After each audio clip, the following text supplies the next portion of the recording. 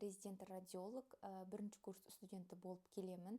5 ай бойы радиологияда не үйренгенім жайлы бүгін айтатын боламын.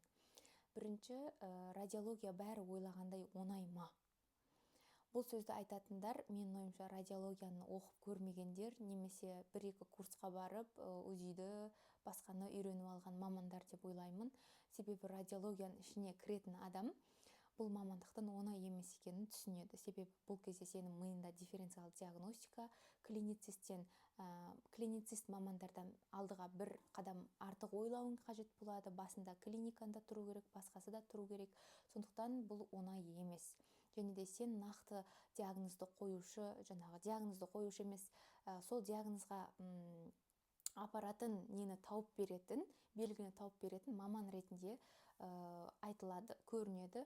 Бұл өте қиын мамандық екенін көрдім, себебі бүкіл кейде жауапкершілік саған артылып отырады. Сен ол жерде қанша мөлшерде сұйықтық бар екенін білуің қажет, қай жерден кіруге болатындығын айтуың қажет.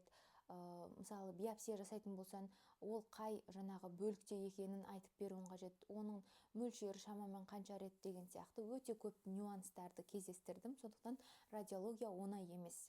Оқитын болсаң, қиын да емес деп ойлаймын. Біз 5 ай бойы рентген және де КТ мамандығын оқыдық. Басындағы 3 ай үлкендер және кішілер балалар рентгенологиясын оқыдық. Бұл жерде өте қызық мамандық екен, негізінен өзім қызығып түскендіктен қызық болды. Әр нәрсені табу, үйренген нәрсе мен үшін қызық болды да.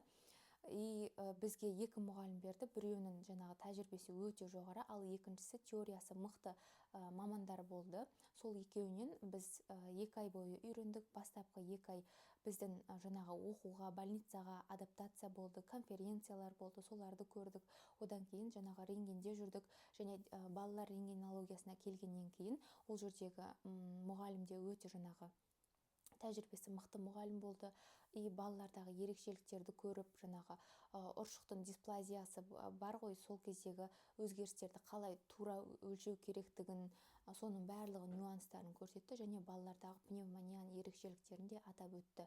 Ол жерлерде балаларда мысалы 2 сағат бұрын балада барлығы керемет тамаша болып тұрады, 2 сағаттан кейін ода пневмонияның уже асқынулары дамып кетеді. Бұл балалардың физиологиясына байланысты. Сондықтан сондай нюанстарды көріп өте қатты қызықтық, және де қызық болды. Одан кейін біз лаборанттардың қасында жүріп, қалай пациентті укладка жасау қажет, мына кезде не істейді деген сияқты сондай нюанстарды кездестіріп, жалпы барлығын жақсы меңгеруге тырыстық. Одан кейін бізде КТ болды. КТ-дан берген мұғаліміміздің тәжірибесі өте көп болды. Және де ол бізге өмірлік сабақтарды да айтты, өмірлік сабақтарды да пациентке қатысты неше түрлі жағдайларды айтып берді. Өте қызық болды. Және сол КТ-дан кейін түсіндік, бұл мамандықтың жауапкершілігі өте жоғары. Басқалар негізі радиологтарды бағаламай жатады. Не істейді олар? Кофесін ішіп алып, бір қараңғы бөлмеде отырады деп ойлайды. Негізінен ол кофесін ішіп бір қараңғы бөлмеде отыру үшін де сенде білім тола болу қажет, және де сенде қырағылық қажет, кәдімгідей көзін басқалар көре алмайтын нәрсені көру керек. Бір бөлмеде ұзақ уақыт отырып жұмыс істей алуың қажет, фокусты бір жерге қойып. Негізінен бұл қиындау процесс дер едім, себебі бір жерде ұзақ отыру негізі мен үшін де сәл қиындау, яғни оған процесс барысында үйрену қажет екен. Сосын ол жердегі бауырдың трансплантациясын мысалы донор бере ала ма, реципиент қабылдай ала ма деген сияқты нюанстарды, олардың бір-біріне мөлшері келе ме, диаметр бауырдың бір-біріне келе ме, мысалы трансплантация жасайтын кезде бұл бауыр екінші адамға барып орналасқанда ол алып кете ала ма, асқынулар бола ма, болмай ма, мына бауыр сәйкес келе ме, келмей ме деген сияқты нюанстарды өте көп екен. Сол жағынан көріп, мамандықтың қандай қиын екеніне көзім жетті. Бауырдың өлшеуін қажет. Ол донордың өзінде кейін бауыр оған жетсе ме, жетіспей ме, ары қарай өсіп кете ала ма деген сияқты. Одан кейін қарап былайынан бізге оңай сияқты көрінеді. Мысалы контрастты затты сіңірмейді, яғни ол киста дейсің. Ал МРТ-да мүлдем басқа көрініс беруі мүмкін. Кейде кистаға ол қан құйылып кетуі мүмкін. Сондықтан өте андай миың мегамозг болу керек екен. Короче, дифференциацияны өте жақсы меңгеруің қажет. Сен барлық нюанстарын біліп тұруың қажет. Кейде тәжірибелі адам болсаң да қателесетін кездер болады, мысалы. Сондай өте қызық нюанстар да бар екен. Қазір біз УЗИ-де жүрміз. УЗИ басқалар үшін оңайырақ деп ойлайды.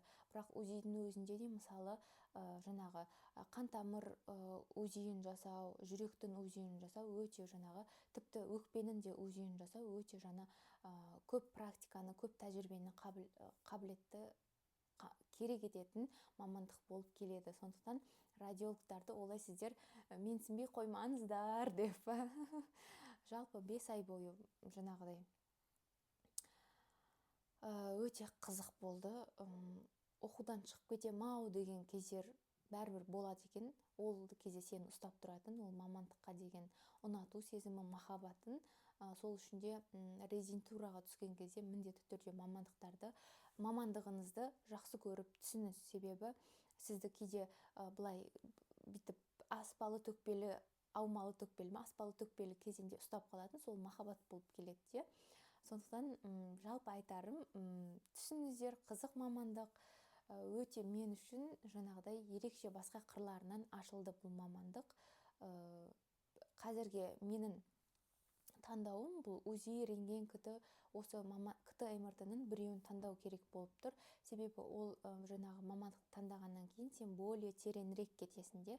Қазақстанда неге 2 жыл радиология, ал басқа жақтарда неге, басқа мемлекеттерде 4 жыл деген ой туындады да. Оказывается, 2 жыл Қазақстанда меңгеруге түкке де жетпейді. Сен просто базалық білімді алып шығасың, ары қарай теориямен, практикамен сен дамыта береді екенсің бұл дағдыларды.